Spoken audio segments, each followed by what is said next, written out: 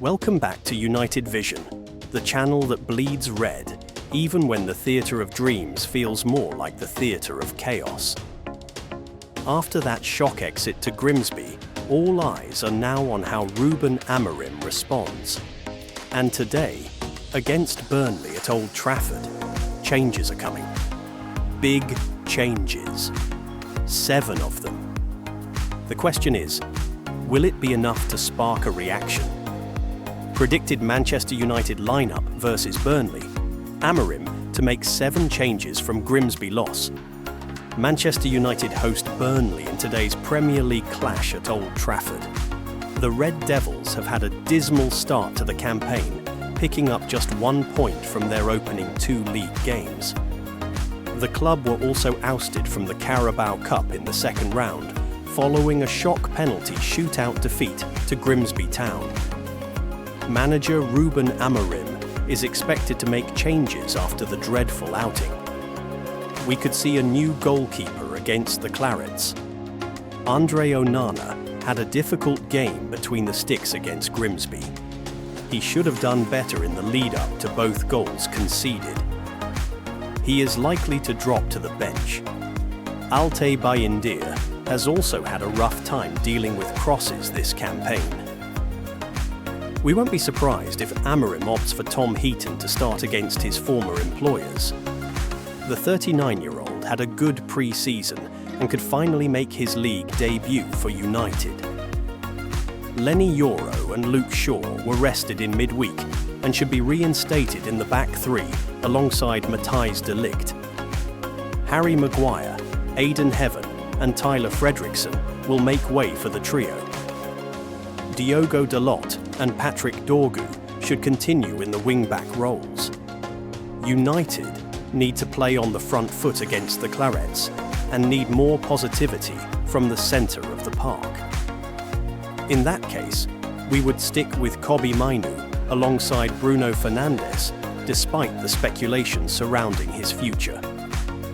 Manuel Ugarte has looked out of sorts since the start of the campaign, while Casemiro has limited mobility as he is no longer in his prime. United are likely to land a new defensive midfielder before Monday's transfer deadline. Further forward, Amad Diallo is bound to be dropped on the back of 2 poor performances. Bryan Mbeumo looks set to return to the starting 11 in the right-sided number 10 position. Benjamin Sesko had a harsh reality check against Grimsby. He managed only 7 passes and lost 10 duels. He could drop to the bench with Mason Mount being reinstated into the lineup. Mount is likely to partner Mbeumo with Cunha leading the attack as the number 9. So, Reds, this is it. 7 changes. A reset. A chance at redemption against Burnley. But will Amorim's gamble pay off? Will dropping Onana and Sesko spark a reaction or create more chaos? Let me know in the comments. Do you back Amorim's changes?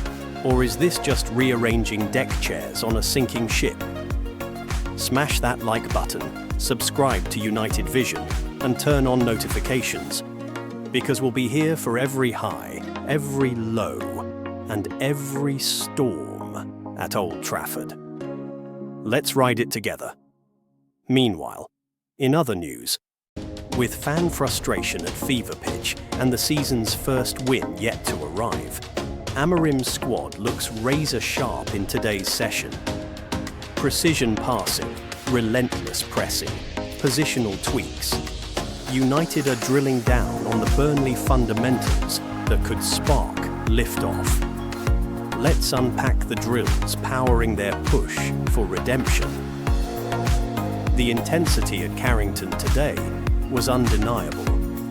With the pressure mounting after a disastrous start to the season, Ruben Amorim knew this wasn't just another training day, it was a test of character. United's players walked onto the pitch looking focused, sharp, and very aware of the storm surrounding Old Trafford. Every drill carried an extra edge. Every sprint had a bite of desperation. and every pass was executed with urgency. The Red Devils know Burnley will come to frustrate, and Amorim's men are working to ensure they have answers. The early part of the session focused heavily on pressing patterns. Amorim stopped play several times, demanding the front three, Cunha, Mbeumo and Sesko, trigger their press with more aggression, forcing Burnley into mistakes at the back. Behind them, Mason Mount and Bruno Fernandes were tasked with hunting the ball in midfield, ensuring no easy outlets. It was relentless, and by the looks on the players' faces, Amorim wasn't allowing standards to drop for a single moment. Set pieces, a sore spot for United all season, were also given major attention. Bruno Fernandes led the delivery drills, whipping balls into the box, while Maguire and Lenny Yoro attacked them with intent.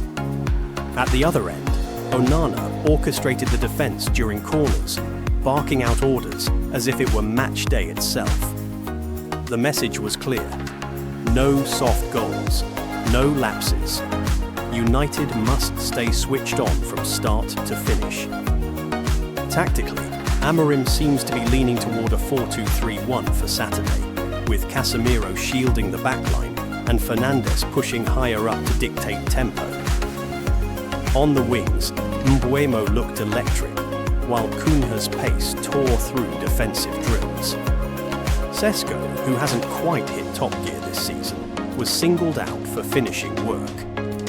Extra drills after training saw him smashing balls into the net, underlining just how badly he wants to make an impact against Burnley. The session wrapped with a small-sided game designed to test transition speed. United's counter-attacks were razor-sharp, with Dalo overlapping dangerously, and Mount looking like the engine Amorim desperately needs. Every goal was celebrated, every tackle roared. It felt less like training and more like a statement. United are wounded, but not broken. As the players walked off, you could feel the mood was different. This wasn't about fun. This wasn't about routine.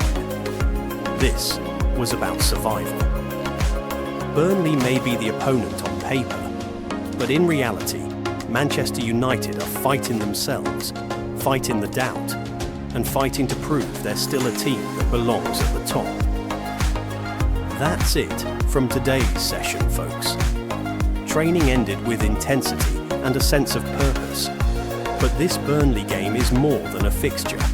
It's a chance to reset. United cannot afford another slip. Catch our post-match reaction, fan interviews, and tactical analysis right here on United Vision. Meanwhile, in other news, Manchester United knocked out of the Carabao Cup by League Two side Grimsby Town. Yes, you heard that right. This is more than a defeat. This is humiliation, and it's left the football world stunned. The theatre of dreams turned into a theatre of nightmares as Grimsby Town delivered one of the greatest upsets English football has ever witnessed. United's £200 million squad, stacked with the likes of Matheus Cunha, Bryan Mbeumo and Benjamin Sesko, were left stunned as the 4th Division underdogs forced the game into penalties. When it mattered most, Andre Onana, United's £47 million goalkeeper, couldn't stop Burns' effort. Then, in a moment that summed up the chaos of this new United era, £60 million Bryan Mbeumo smashed his penalty off the bar. The whistle blew, the Grimsby fans stormed the pitch, and Manchester United were officially humiliated. This isn't just another defeat. It's the first time in history United have been eliminated from the League Cup by a 4th Division team. For Ruben Amorim, the walls are closing in fast. Backed with over £200 million this summer, his job was to return United to glory. Instead, the team looks disjointed, uninspired, and lost. Fans, are split. Some are demanding patience, while many others are already calling for Amorim's head. And then there's the Andre Onana problem. A year ago, he was seen as the solution. Today, he's viewed as another mistake. Whispers are growing louder. Should United sell Onana before the transfer window shuts? This is not just a cup exit, it's an identity crisis. Manchester United stand at a crossroads. Keep faith in Amorim, or make a bold decision that could change the season. So, Reds, the question is yours. Should Manchester United sack Ruben Amorim? Should the club cash in on Andre Onana before it's too late? Drop your answers in the comments, and let's debate it. Don't forget to smash that like button and subscribe to United Vision. Meanwhile, in other news, Manchester United are preparing to smash the transfer market wide open again. After spending over £200 million this summer, reports claim United are now ready to go all in on Brighton's Carlos Baleba, with a stunning £120 million bid in the works. And that's not all, because United are also lining up a move for Crystal Palace's Adam Wharton. Is this Amorim's way of rebuilding the midfield into a powerhouse? Let's break it down. Manchester United prepare mega bid for Brighton's Carlos Baleba, also eye a Crystal Palace midfielder. Manchester United are ready to reignite their interest in Brighton's Carlos Baleba with a massive bid as they look to also sign another midfielder from Crystal Palace. An explosive report claims. Just when it seemed like Manchester United were not interested in pursuing a mega bid for Carlos Baleba, a major media house in England has claimed that Ruben Amorim's team is ready to make a U-turn, which could lead to a mega bid in excess of £100 million for the 21-year-old Brighton midfielder. United have spent over £2 billion this transfer window on top players like Matheus Cunha and Brian Mbeumo, but they are still in need of a solid defensive midfielder who can not only break down the play, but is also good at running with the ball and closing down spaces. Manchester United to return with new bid for Baleba. Baleba, who plays for the Cameroon national team, was United's top priority, but Brighton's demand of at least £100 million for the midfielder forced Man United to look elsewhere. They tried looking at VfB Stuttgart's Angelo Stiller, Aston Villa's Amadou Onana, and Chelsea midfielder André Santos. But the drab 1-1 draw against Fulham this past weekend has forced Amorim to demand the signing of Baleba. Besides Baleba, United also want a deep-lying playmaker, and Crystal Palace's Adam Wharton is someone they prefer. However, the club has failed to land either of them so far. As per The Independent, United are ready to dish out £120 million Baleba from Brighton. But it won't be easy, as Brighton has a contract with Baleba till 2028. They sold Moises Caicedo to Chelsea in 2023 for £115 million and would be looking to make a much bigger profit with Baleba's sale. Also, United are planning to wrap up Wharton's purchase as well, which would severely compromise their budget, unless they manage to offload players like Alejandro Garnacho and Jadon Sancho. Meanwhile, United are currently 16th in the Premier League table after 2 games and just 1 point. Their next match is against Grimsby Town in the second round of the League Cup on Wednesday. United face Burnley in the Premier League on Saturday. So Reds, what do you think? Is Carlos Baleba worth over £100 million? Or are United about to repeat the same mistake they made with Antony? And would Adam Wharton be the perfect partner for him in midfield? Drop your thoughts in the comments, hit that subscribe button if you're buzzing for transfer drama, and let's hit 10,000 subs together this season. Glory, glory, Manchester United. Meanwhile, in other news, Manchester United are finally advancing in talks to offload Antony with a new bid from Real Betis imminent. After months of uncertainty, this saga could be reaching its conclusion. and fans will be eager to hear how much United could actually recoup. Manchester United finally advancing on Flop's sale with new bid imminent. Manchester United could soon be rid of Antony as his next move is accelerating, according to a report. Manchester United made Antony their second most expensive signing of all time in summer 2022 when he joined in a mega £82 million deal. Then, manager Erik ten Hag convinced United to go way above Antony's market value to reunite him with his former Ajax star. However, the right winger has not even got close to justifying that price tag, registering just 12 goals and 5 assists in 96 appearances for United across all competitions. Things went from bad to worse for Antony when Ruben Amorim replaced Ten Hag in November. Amorim uses number 10s and wingbacks instead of wingers, and this saw Antony get loaned out to Real Betis in January. The Brazilian thrived away from Old Trafford, notching 9 goals and 5 assists in 26 matches and helping Betis reach the Europa Conference League final. This upturn in form led to renewed interest in Antony's services from Betis and clubs in other countries such as Brazil, Turkey and Saudi Arabia. Time is running out for United to offload Antony, but his next move is finally gaining momentum.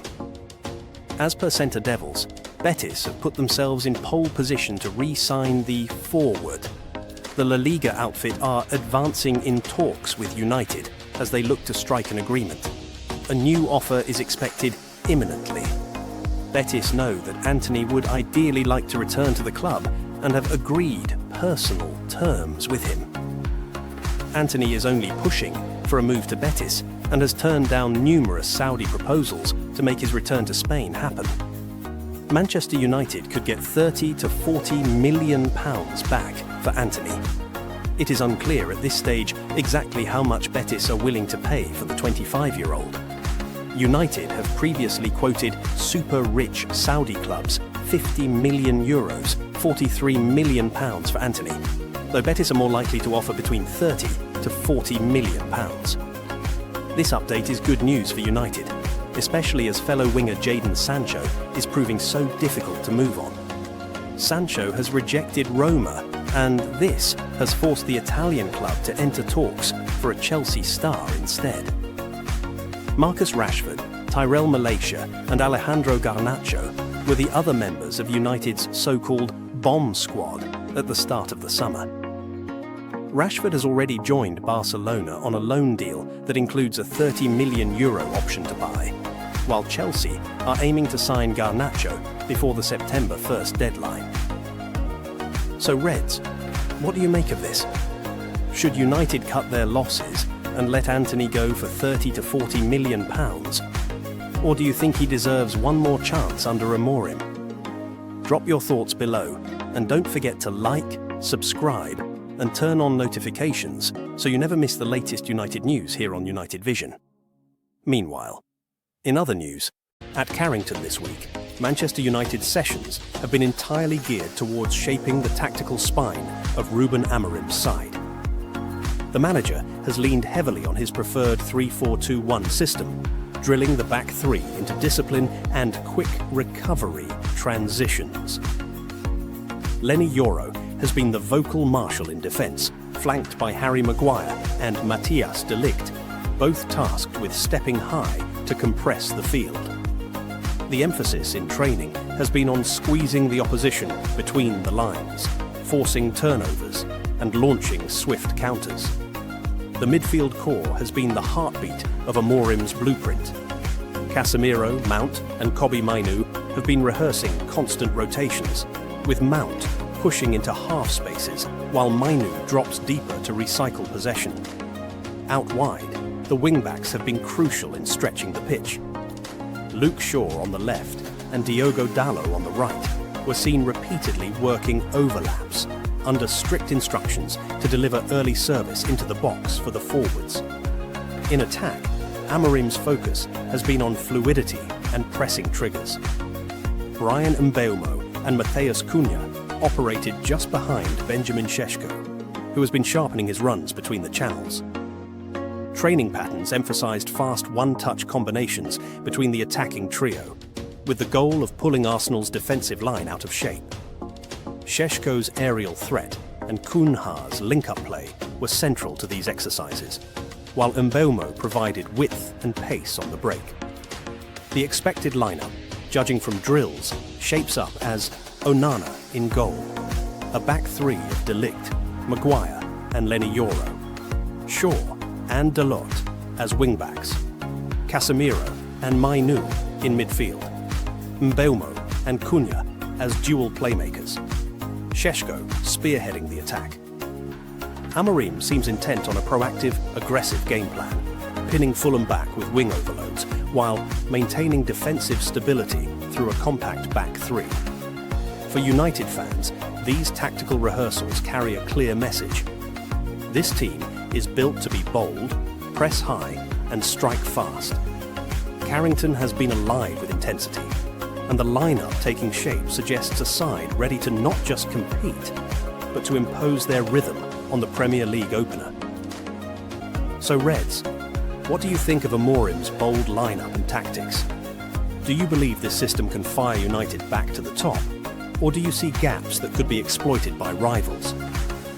Drop your thoughts in the comments below, and don't forget to like, share and subscribe to United Vision for daily updates and tactical breakdowns straight from Manchester. Meanwhile, in other news, Manchester United are about to unlock their next big transfer under Ruben Amorim. With just 9 days left in the window, things are heating up. Midfield reinforcements are now the priority. Could one big outgoing finally trigger the domino effect United need? Let's break it all down. Manchester United's transfer business is far from over. After splashing nearly £200 million on Benjamin Sesko, Brian Mbeumo and Matheus Cunha, United are now turning their attention to midfield reinforcements before the September 1st deadline. Ruben Amorim is determined to strengthen the spine of his squad, but to make that happen, United may need to sell before they buy. One of the biggest stories right now surrounds Rasmus Højlund. The Danish striker was left out of the squad in United's opening Premier League clash against Arsenal, fueling speculation about his future. Napoli are the latest club linked, with reports of talks over a move worth around £30 million. Højlund himself is said to prefer a loan with an obligation to buy, which could give United guaranteed funds heading into next year. Meanwhile, Jadon Sancho has reportedly rejected a move to Roma, while Antony's situation remains unresolved. Alejandro Garnacho is also on Chelsea's radar, though no formal bid has been made. These unresolved outgoings have left United walking a financial tightrope as they try to back Amorim in the market. On the incoming side, 3 names are standing out. Stuttgart's Angelo Stiller, valued at just under £39 million, and is considered a strong option. Crystal Palace's Adam Wharton, who has quickly established himself as one of England's most promising young midfielders, is also on the shortlist, but comes at a hefty £60 million price tag. And then there's Brighton's Carlos Baleba, arguably the dream target. But at £100 million, United know that deal may have to wait until a future window. The logic is clear. A £30 million sale of Højlund could be the domino that unlocks United's next big transfer. Amorim wants another midfielder who can provide balance, energy and competition across a long season. If the Red Devils can offload the striker, fans could soon see a fresh face walking through the doors at Carrington. United's window has already been bold, but this final stretch could determine whether the squad truly looks ready to challenge again or remains one step short. So, United fans, what do you think? Should the club cash in on Højlund to fund a new midfielder, or hold on to him for depth?